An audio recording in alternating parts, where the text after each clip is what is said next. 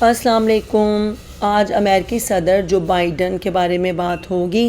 سابقہ امریکی صدر جو بائیڈن نے اپنے عہدے کی مدت ختم ہونے سے چند روز قبل انکشاف کیا تھا کہ 2 سال قبل جب اس کے جوان سال بیٹے کو کینسر کے مرض نے گھیر لیا تو وہ اس کے علاج کے لیے پیسے کا محتاج ہو گیا۔ اس مقصد کے لیے اس نے اپنا واحد اثاثہ جو کہ 4000 اسکوائر فٹ گھر تھا اونے پونے داموں بیچنے کا فیصلہ کر لیا۔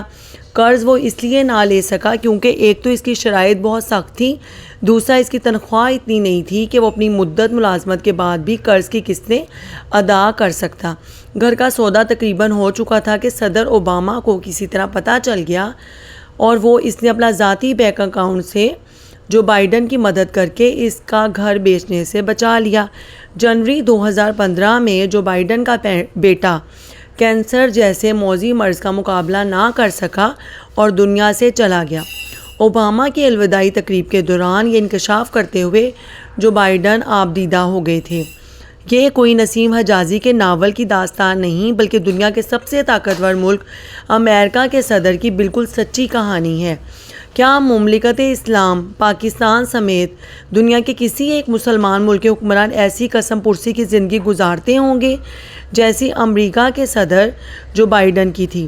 چند سوالات ہیں جن کے جواب میں پاکستانیوں پر چھوڑتی ہوں۔ کیا امریکی نائب صدر بینکوں سے قرضہ لے کر معاف نہیں کروا سکتا؟